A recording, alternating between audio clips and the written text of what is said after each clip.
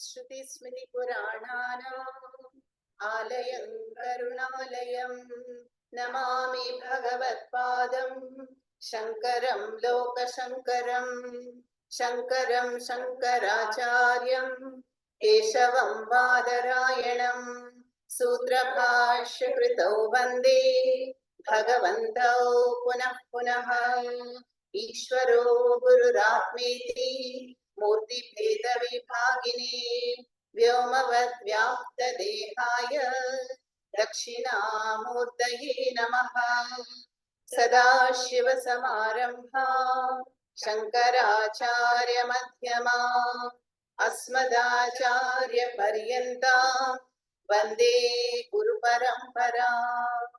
ॐ सहना भवतु सहनौ भुनक्तु सह वीर्यं करवावहै तेजस्विनावधीतमस्तु मा विद्विषावहै। ॐ शान्ति शान्ति शान्तिः।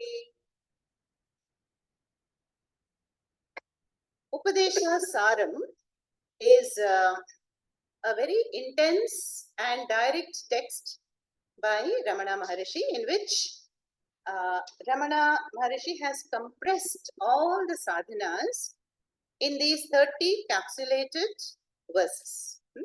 But his main emphasis is what? Arjava Marga, the direct path of self-inquiry. So we saw how when we inquire into the world disappears into our mind in the form of vrittis. Then when you say manasam tu kim, inquire into the mind, and all those vrittis will come and attach to the ahankara aham vritti. Then you inquire into ahankara, and ahankara also disappears into its source, and its source is the hrit, yeah, and that hrit is the atma tattva or aham aham, described as parama purna sat vastu. And that Sat Vastu is none other than Chit. So the Sat Vastu, called by Maharishi as Aham Aham, does not have a daily rise and sinking as Ahankara. And so, by applying the Drik, Drishya, Viveka Prakriya, the Shastras, any Shastra, asks us to focus on the question, who am I? So we saw in the shloka number 22, this Vigraha-like body, these Indriyanis, and the Prana, and the Manas, and even the Tamaha, the causal body. Na aham, I am not. Because they're all what? Jadam, and they're all Drishyam, and they're all Panchabhautikam, and Agama Painaha. And all these states, or the bodies, or the Panchakoshas are arriving and departing, and I cannot be any one of them because I experience them. Drikeva natu drishyam. I am the Drik Swarupa. Then we saw in the 23rd shloka that this Satvastu is what? Pure existence or being. Then Sattaya hi chit, Chittaya aham. So Sadeva chit and Chideva sat. So if Sat you define as pure existence or being, I am, you are, it is, he, she is, all the same thing. Sat. Sat is that which is the invariable constant. And all the Namarupas are value additions, superimpositions. Yeah. Then Maharishi says that Sat is Chit. Chit means what? Chit is Jnana Swarupaha, awareness, knowing. So, it is not another entity. So, Maharishi says, Sadeva Chit, Chideva Sat. If I say, I am, don't I know I am? They both go together. So, we should not think that Sat and Chit are the two properties of Atma. No? So, let me explain that with this flower. No? We have a rose. How will I define this rose? It is a small, red, deep red, fragrant rose. So the fragrance, the size, and the color, they're all properties of rose. But we can't say the same about Sat and Chit. They are not properties of Atma. Sadeva Chit, Chideva Sat. Like the rose need not always be red. The rose need not always be of this size. Yeah. And it need not be fragrant also. Yeah. Nowadays, so much milavat, But Sat is Sat and Sat is Chit and Chit is Sat. And that Sat Chit Atma Aham. Yeah. That was the point pointed out there. Then when it is asked that, okay, I can accept Atma Tattvam as my core content, as the real nature and I, but what about Ishvara? Where is Ishvara? How can I relate to Ishvara? Then we saw the shloka in which the Mahavakya Vichara was presented in two verses, number 24 and 25. Isha Jivayo Veshadhibhida Satsvabhavataha Vastu Kevalam. So then Maharishi says that both Ishvara and the Jiva have Vesha. Vesha means costumes. Yeah, costume means Namarupa. Now, we may all have enacted some drama, perhaps in school and college. Yeah, we would have been Gandhiji or Meera. I remember I was Krishna. Uma also recently, she put on a Vesha of Krishna for Janmashtami. Very beautiful it was. So, we all have Vesha. But here, what is the Vesha of Jiva? The bodies. Bodies together in one word is called Upadhi. So, the Upadhi is the Vesha. And for the Jiva, these bodies are as though covering up the truth of Atma. So it is called Avidya Upadhi. What about Ishvara? What is the Vesha of Ishvara? The entire Jagat. And Ishvara is, very clear. But the Maya Upadhi, this infinite Nama Rupas, are as though covering up the essential nature of Ishvara for us, for the Jivas. No? So now we are clear about the Veshas. So Maharishi says, let us now negate the Veshas for Ishvara and for Jiva. How do we do that? Bhaga Tyaga Lakshanaya, which we saw in the Rama Gita. So one part we are going to discard. Obviously, cognitively, in the thinking process, I put aside the Vesha of Ishvara, Vesha of Jiva, and then I retain the essence. What is the essence? Atma Brahma. That is the Mahavakya Vichara expressed in 24 and 25. So that is just the example we saw how the wave Jiva and the ocean-like Ishvara are both essentially water. Yeah? So Maharishi says, Satsvabhavataha Vastu Kevalam. If we ignore the Veshas, costumes, then what is essential Swarupa? Vastu, Satvastu, and that is Chit. So understanding all the Namarupas are Mithya. Mithya means Jadam, dependent, and arriving and departing, changing all the time. So why should I give Satyatvam to Mithya? So Maharishi says, you explore and arrive at the essential Satyavastu, which is Brahma. Brahma Satyam, Jagat Mithya. And arriving at that pure Tattva.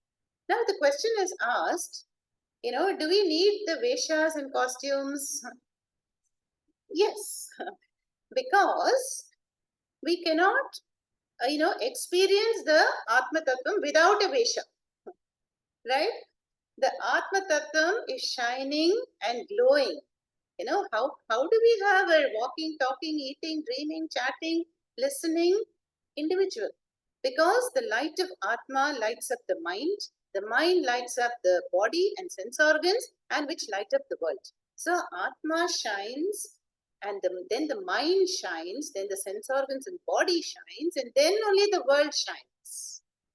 Even if it is a luminous entity like the sun and the moon and the stars, they cannot be perceived by me without the light of consciousness.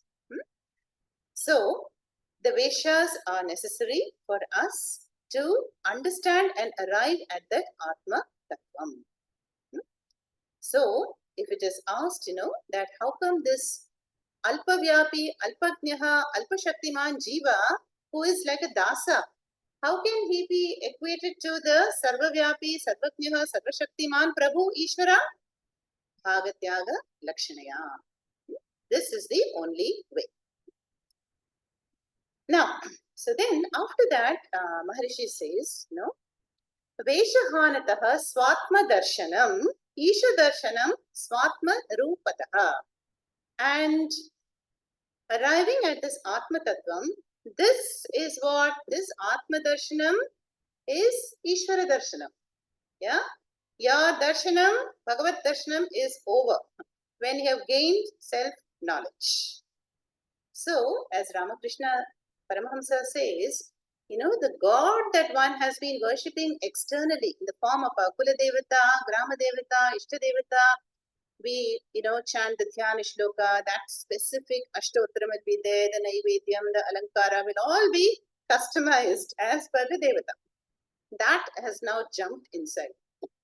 Atma Darshanam is Ishvara Darshanam. So, who is the God of Vedanta? In the context of Vedanta, Ishvara is Atma. Atma Darshanam hi Ishvara Darshanam. And recently we completed Atma Bodha. In the very last verse, Shankaracharya says, Yahatu Atma Tirtham Bhajate. The one who visits this Tirtha Kshetram, that is in our own heart, 24/7 available, and which has no restraints or specifications that we must worship at this time, in this muhurta, facing this direction. No, we can choose to dip in the Atma Tirtham anytime, any place, and that would be our Tirtha Yatra. And in fact, this is what we should be doing every day. A few minutes, we have to visit this Atma temple. You know, the temple or Atma Tirtham. Just like we recharge our mobiles every day, you know. So our bodies and minds, you know, they will gather a lot of malam, friction. They become tired from the daily vyavahara. So every day when we dip means what? Meditation. Nididhyasanam, then we connect to that infinite source, that Atma, and then we feel, you know, rejuvenated. Very, very important. Then if the question is asked, what about all these, you know, Saguna Darshanams? Devotees will report, you know, today Krishna appeared in a dream and I had Devi Darshanam. So there the Shastra says, no doubt the Saguna Darshanam is a matter of punyam. Your tapas, your prayers, your upasanas, you know, made Bhagavan appear before you in that form. Yeah? But that is also a Vesha. Right? Krishna, Rama came in their Mayikam Veshas to bless the world. But then what happened? Are they permanent? No, they came and they withdrew their, you know, Mayikam Sharirams and were gone. So, the Saguna Darshanams, you know, actually some people will not even believe. Some people will be very, you know, what is that? Doubtful. Yeah, they will doubt when you say, oh, I had Devi Darshan. So it can be very subjective. It is in our own mind. It could be a projection. It can be real also. In fact, it is said that many temples, you know, in Bharatdesha were built because the devotee had darshan of Bhagavan and instructing them how to build temples. So there is an element of truth, you know. But here the Shastras like Gita, Upanishads, they say that this Nirguna Atma Darshanam is the culmination point. Whereas Saguna Darshanams are milestones. Yeah, milestones. And even in the Rasa Leela and the Bhagavatam, we see how Krishna would play with the gopis, would suddenly give darshanam and then disappear. Right? And so that is the Saguna Darshanam debate. You know? And it helps us to connect to Ishvara. You know, to connect to Ishvara in a very specific, through one Nama Rupa, I can connect to Ishvara and, you know, make my mind pure and one-pointed. Okay, so now, next verse, what did we see? We saw this Atma Darshanam is Swatma Darshanam, okay. But what does Atma Darshanam really mean? Yeah? So in the next shloka, number 26, which we briefly touched in the last session, we will continue today. And there, Maharishi says that it is Atma Darshanam is in the form of Atma Samstitihi, steady abidance in the Atma, Manasvasthata. Atma Samstam Manakritva Nakinchidapi Chintayet. The Gita, Krishna says that the mind has to turn inwards and glimpse the Atma Tattvam and abide there. That is called Atma Samstitihi. So let us chant this 26 shloka first. Atma Samstitihi Swatma Darshanam. Atma Samstitihi Swatma Darshanam. Atmanirdvayat Atmanishtata. Atmanirdvayat Atmanishtata. Atma Samstitihi Swatma Darshanam. Atmanirdvayat Atmanishtata. So this shloka describes the nature of the Atma Darshanam. Now, see, in a Saguna Darshanam of Ishvara, we will stand with folded hands, Om Namo Narayanaya, then stretch out our hands for the Tirtham or Prasadam, do a Namaskara, Sashtanga Namaskara and leave. But what happens in Atma Darshanam? How is that Ishvara Darshanam?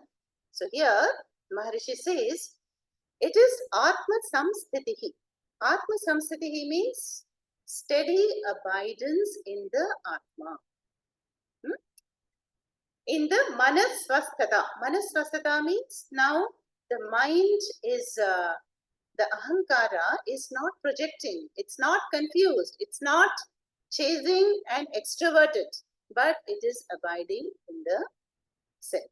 And we have seen descriptions of Atma Samstitihi where Gita, Sitak Prajnaha Prakarana, then chapter 12, Bhakta Lakshanas, then who's a Gunatitaha, all that we can connect to the Jnani who is enjoying the Atma Darshanam. So chapter 2, we saw Prajahati yada kaman sarvan parthamanohatan atmanyevatmana tushtaha sitak prajnastadochate dukkeshvanu dvignamanaha sukheshu vigataspruhaha vitaraghavaya krodhaha sitadhir muniruchyate. So such a one who has Atma Samstitihi is what? Is a Muni, Sitadhihi, Sitaprajnaha. So he will be witnessing the vrittis rising in the mind lake and he will not do anything about it. It will just fall back. And then they are all Vita Raga Bhaya Krodhas. That means free from Raga Dvesha, Krodha and Bhaya. Then again in chapter 12, Adveshta Sarvabhutanam Maitra Karuna Evacha Nirmamo Nirahankaraha Samadukhaha Sukha Kshami. Beautiful characteristics we described.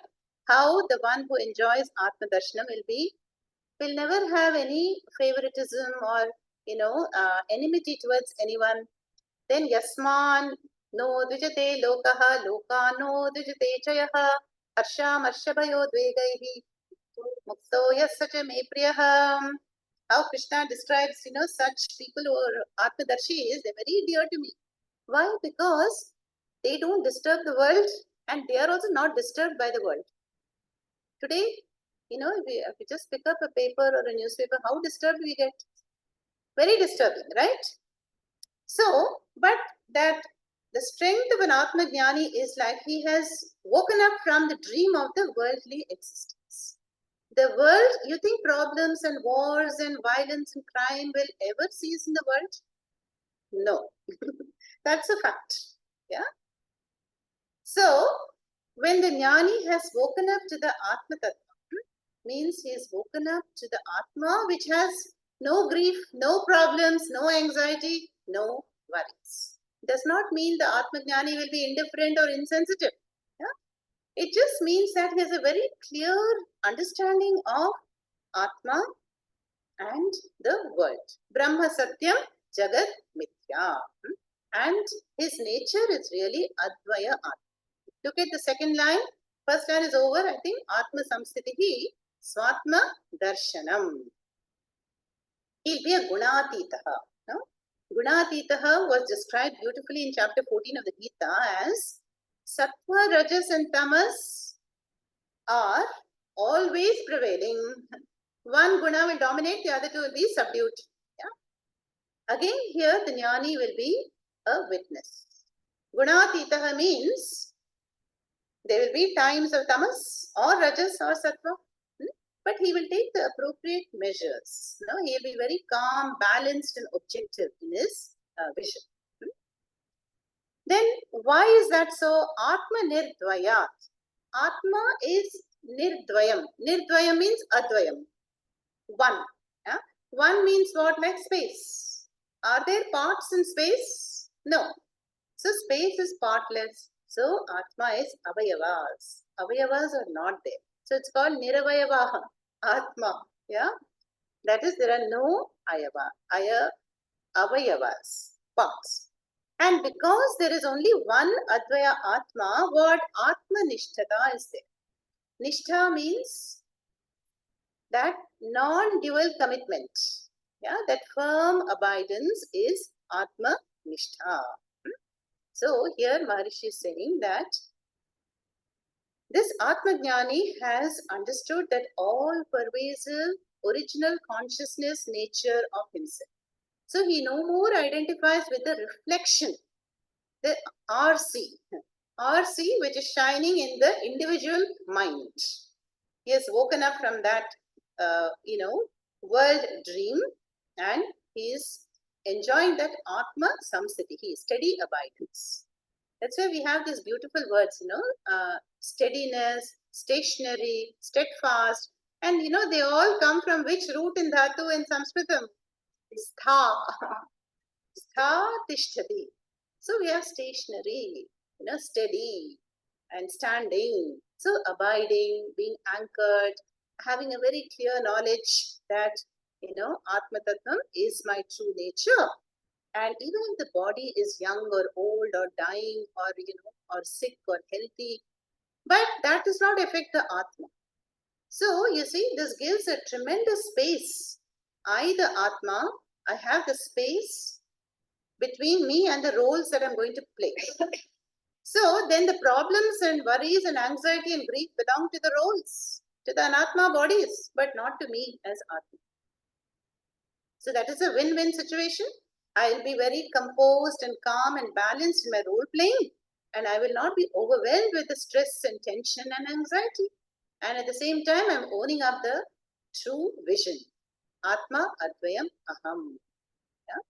So, at some stage in life, we have to understand that no amount of making changes in the world is going to solve the problem, right? I can go for counseling and therapy and change the cities, and do a lot of changes, yeah? But the only problem is where? In the mind. I am the problem, I am the solution.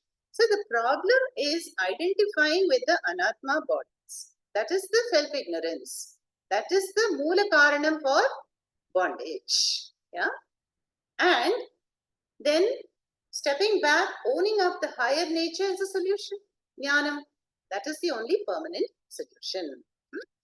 So, Atma Samsthitihi Swatma Darshanam Atma Nirdvayat Atma Nishtata. So, this is describing how, how this Atma Jnani enjoys self-knowledge. Now, what is the nature of that knowledge? If it is asked, then we have the next verse, number 27. This is again quite a cryptic verse. So if you experience a mild headache in this shloka, I won't be surprised. And quite cryptic, but I think we can attempt it. Let's chant the 27 shloka. Jnanavarchita Jnanahina Chet Jnanavarjita ज्ञानहीन चेत् ज्ञानमस्ति किं ज्ञातुमन्तरम् ज्ञातुमन्तरम् ज्ञानवर्जिता ज्ञानहीन चेत् ज्ञानमस्ति किं ज्ञातुमन्तरम्. Let us break the sandhis. Jnana varjita.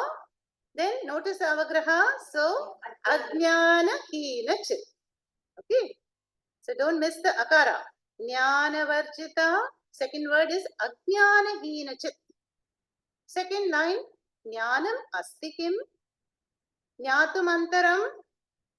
A question is posed. So let us first understand the first line. So jnana varjita ajnana hina chit.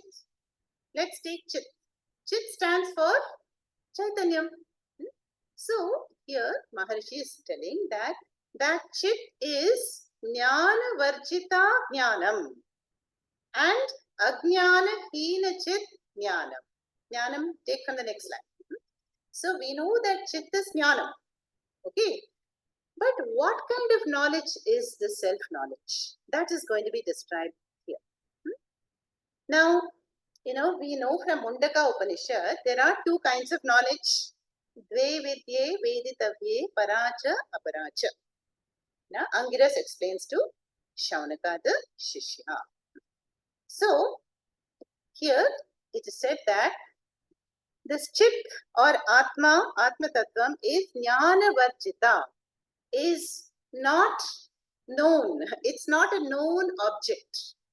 It is not an object of knowledge. Jnana Varjita. Then Ajnana Hina. It is not free from Ajnanam also. Okay. That is, Atma Tattvam is neither known nor unknown. Okay, now what that means, we will look into it. First, let me tell you that story from Kena Upanishad. See, Kena Upanishad, we have begun and we are going to see that section later, where after giving the Upadesha, the Guru asks the students, no? Atma jnataha va? All clear? Have you all understood the Upadesha about Atma? So the students are all silent because you have to be very sure to answer a Guru. So nobody ventures. Then one brave student gets up. And what does he say? He gives a brilliant answer. He says, hey Guruji, if I say I know Atma, then I will be wrong. Because Atma cannot be known as an object. Atma is not a table or chair or window or the sky which can be objectified. It is aprameya. But if I say I don't know Atma, also I am wrong. Because that would mean we have not understood your Upadesha. And but you have taught us so patiently, we have understood it. So we have understood the Atma Tattvam. We are not ignorant of it, but it cannot be pointed as an object. So Atma is neither known nor unknown. Why is it not unknown? Because it is oneself. Yeah. Remember the story of Dashamosmi, the 10 boys? The 10 boys crossing the river. Then finally, they discovered that this is me. So the missing 10th person. Huh? So here, what it simply says is that Chit is not an object of knowledge. So it is Jnana Varjita. Okay. It is distinct from, let's say, this flower. Now, you take this flower. Now, this flower object exists in my mind as a vritti, right? As a vritti. So it is known. Yeah. So the vritti jnanam in the mind is knowledge about the flower. Okay. Now, can Atma be experienced as a vritti in the mind? No. See, the Aham Brahma Asmi Mahavakyam is a vritti. Okay. So when the Guru teaches Aham Brahma Asmi, then I will assimilate that vritti in my mind.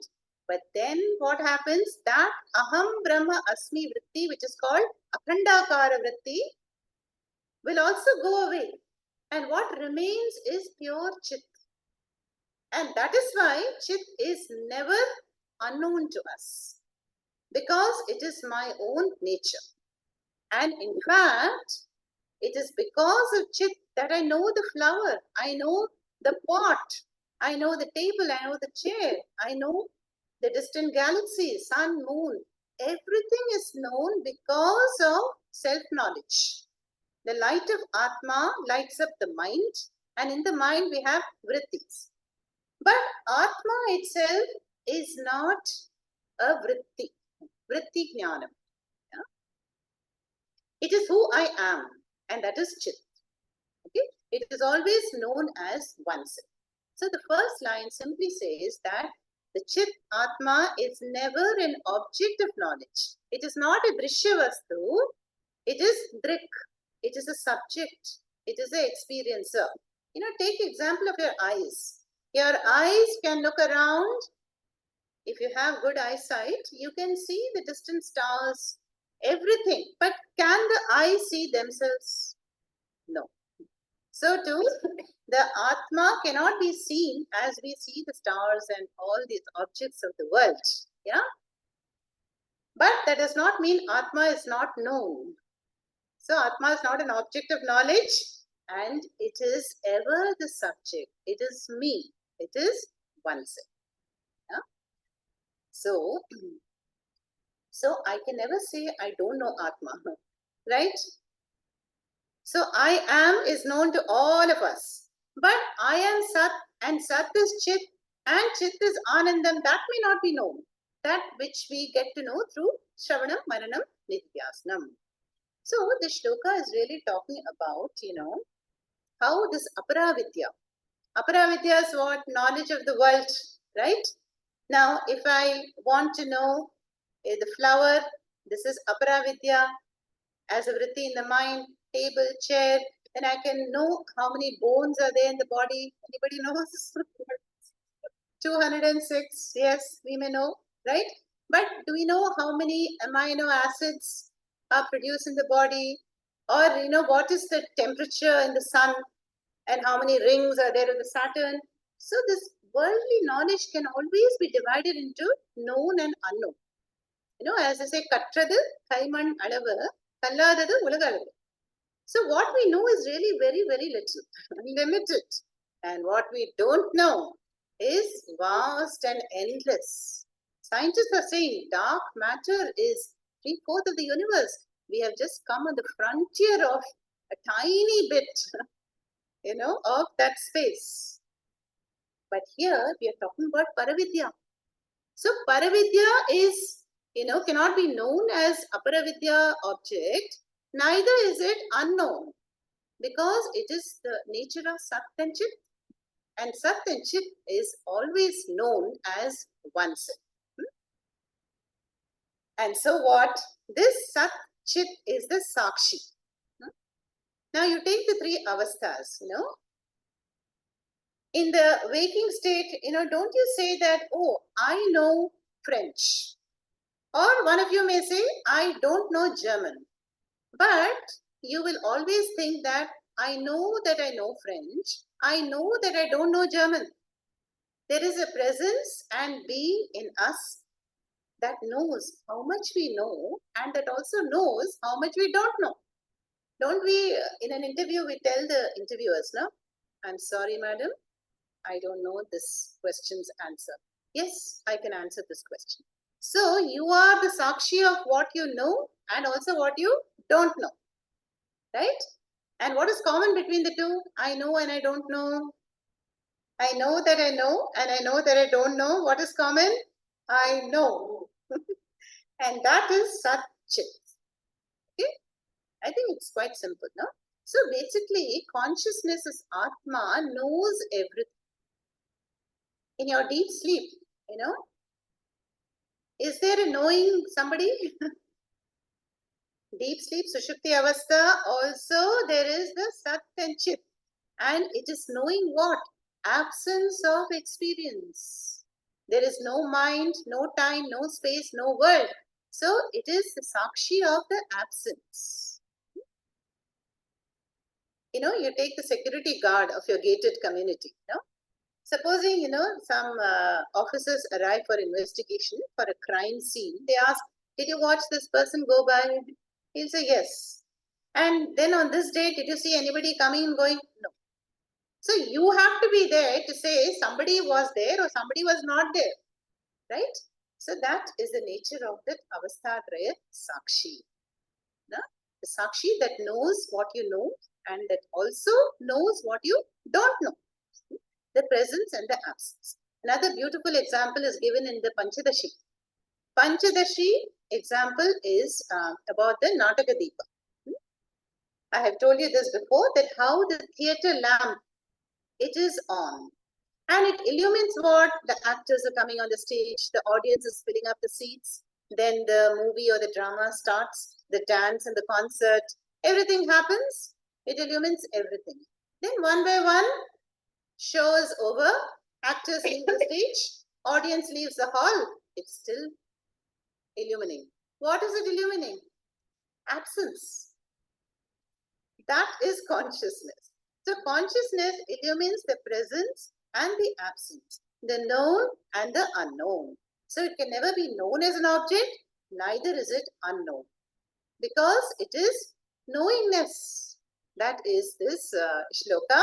Jnana varjita ajnanahina chit jnanam asti kim jnatum antaram. Second line says, having gained the self-knowledge, jnatum antaram kim, is there anything else which remains to be known? The answer is no. Because, when we gain the Paravidya, then, these details of Aparavidya don't really matter. This was, remember the question of Shaunaka to Angiras. Kasminnu bhagavaha vijnate sarvamidam vijnatam bhavati. Look at the student's question in Mundaka. He says, Guruji, what is that one thing knowing which I will know everything in the world? So this Atma Jnani has known the most important Paravidya Jnanam. But still, the details he will not know. Does not mean Atma Jnani will know all the languages, Indonesian, French, German, so on. No. He has known the Adhara, Adhisthana, Tattvam, the Sakshi, which is the Sakshi of. So, you see, knowledge of anything happens where? In the Buddhi, right? Ignorance happens where? Buddhi. But you are not the Buddhi. You are the witness of the Buddhi. So, you are experiencing the knowledge that's happening in the Buddhi and the ignorance in the Buddhi. So, Pujya Swamiji would tell us, in fact, when we had completed our long-term course in Anekati, so the valedictory address, he said, first of all, you have to go back and integrate back into your family, society, country, now that you've gained this knowledge, and you can share this knowledge.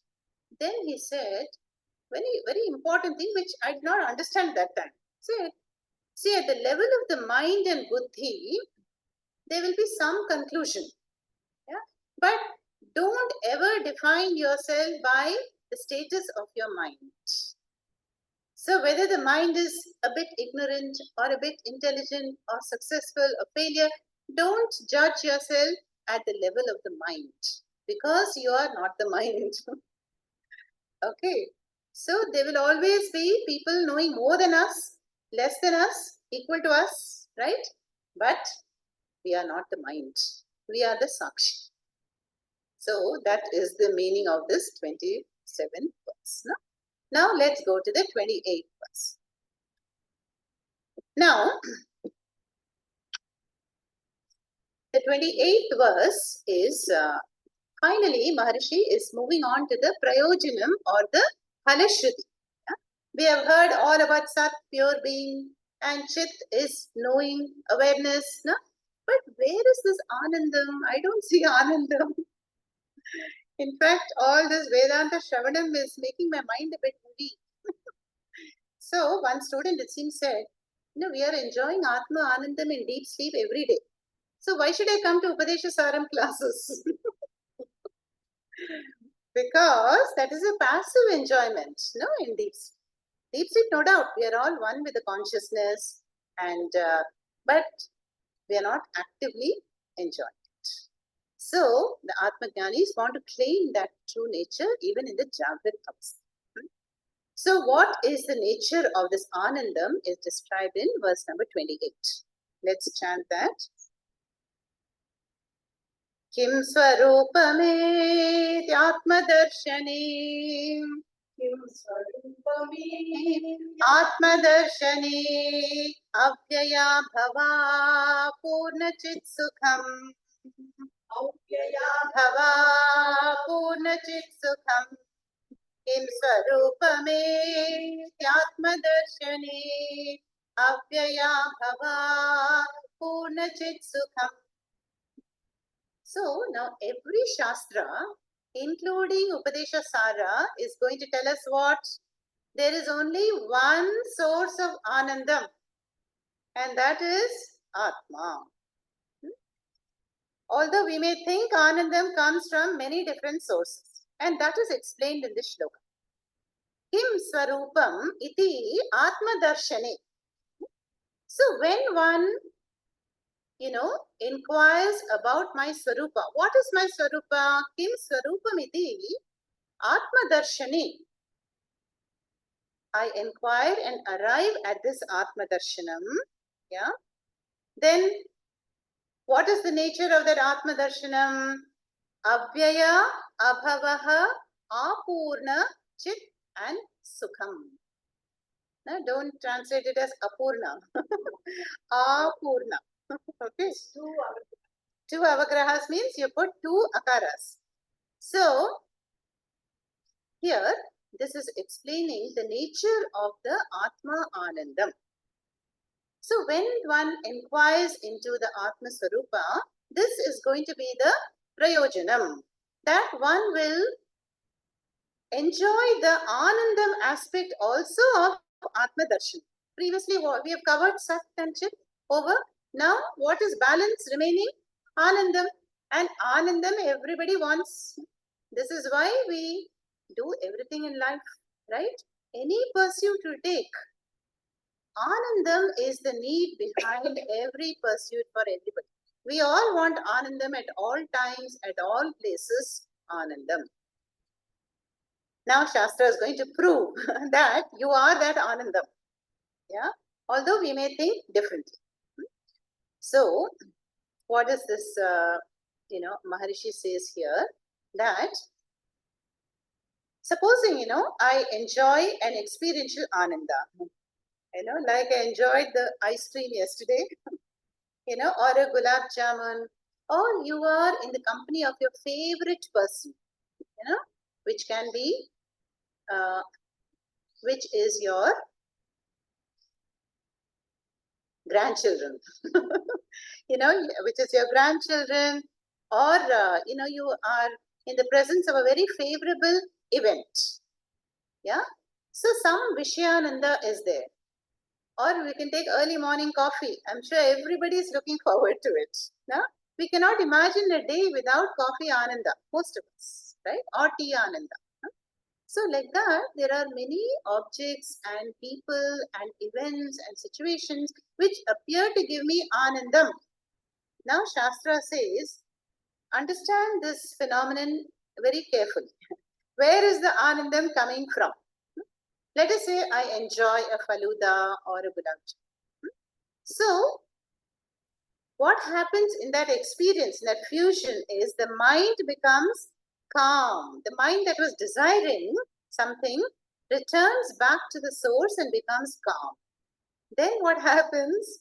The Atma Anandam flashes in the mind as Pratibimba Anandam, as a reflection. So the Anandam that the mind enjoys at that moment is a fraction, lesha of the Atma Anandam. Okay? Why? How can we prove that? Because if the Anandam were there in that object or that person, then it should always give me Anandam. But when my mood is not there, I don't get Anandam from having an ice cream. If I have a cold, I will not enjoy it, right? Yeah. Or when your children or your family members, anybody who has a difference of opinion, then we don't enjoy their presence at some time, right? And eating gulab jamun or rasgulla any number of times, will my Anandam increase? No. So it clearly shows that Anandam is not in that object, that person, that situation, that event, but it is really in my mind. My mind is experiencing the inner Ananda at that time due to the external nimittam. And that is why experiential Ananda in the world is called Naimittikam Anandam or Apekshika Anandam. Apekshika Ananda means temporary, dependent.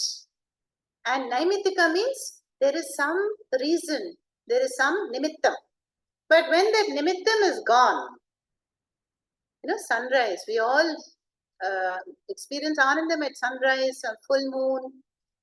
But when that object is no more there, then the cause for that Anandam has also gone away. So where is the Anandam coming from?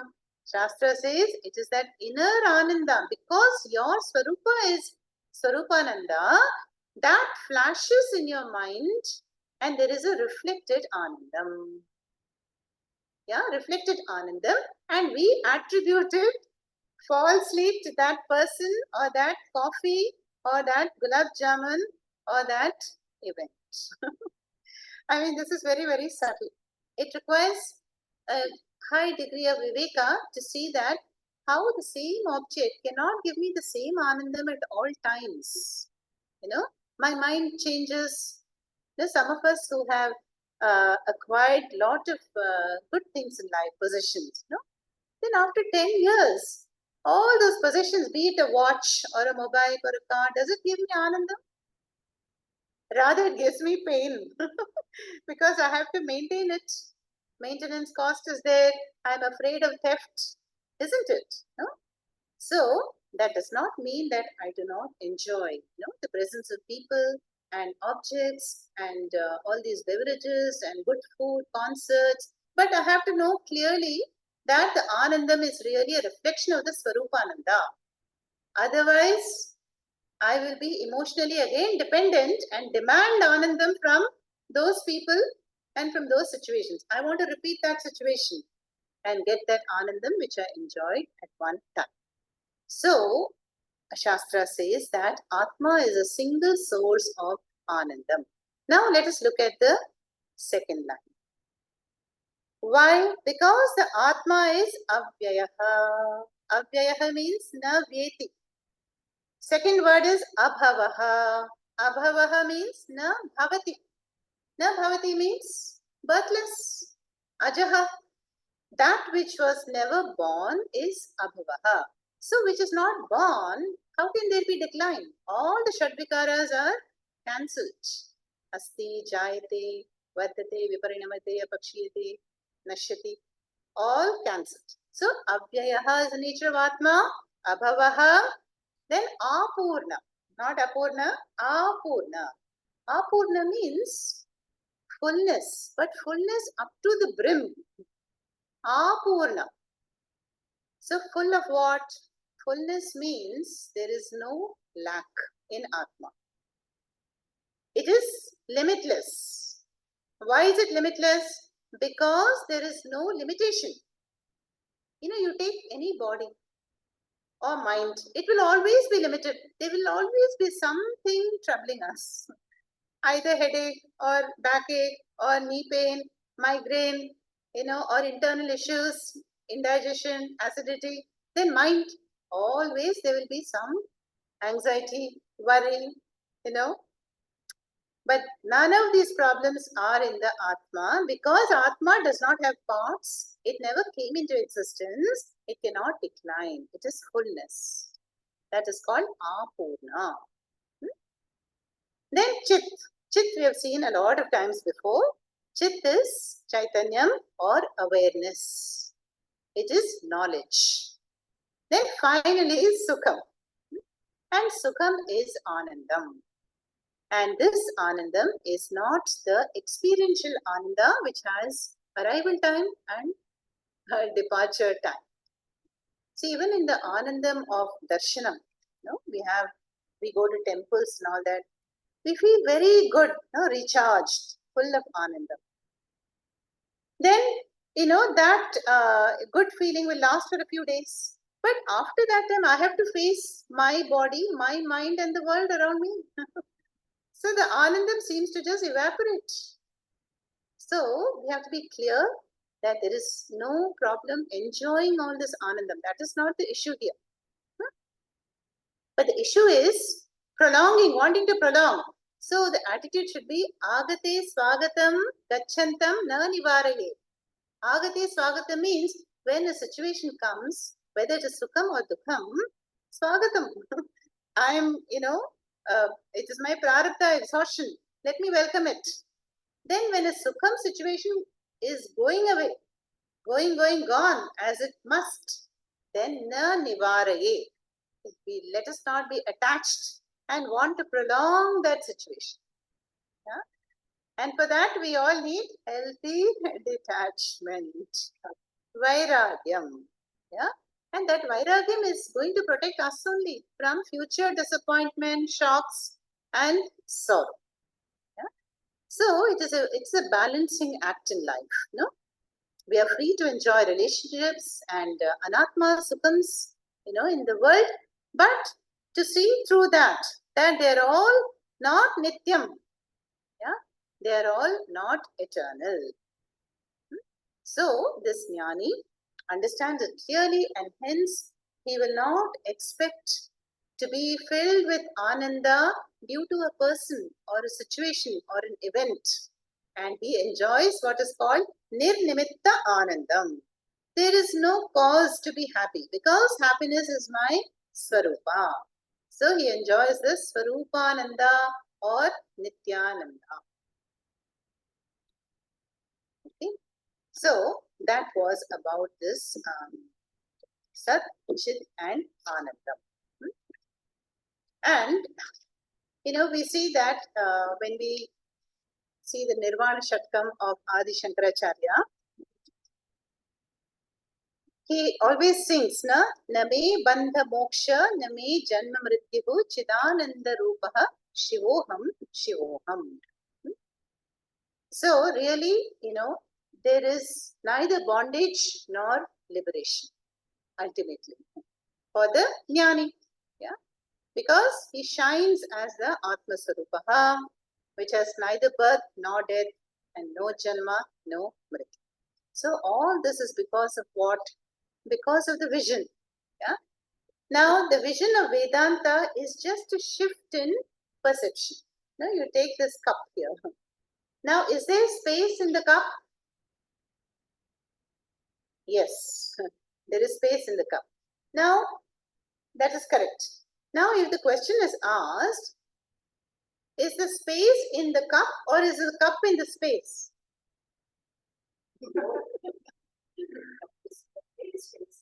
Both are correct, right?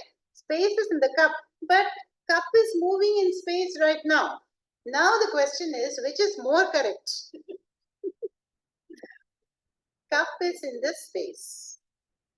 So too, Atma is in us. True. We have been studying for quite a bit. We better say yes. So Atma is Satchit Anandam is in me. But I have to understand now what these bodies are in the space like Atma. That means I am not just one of the infinite Namarupa entities in the world, but the world is in me, the Atma. Okay?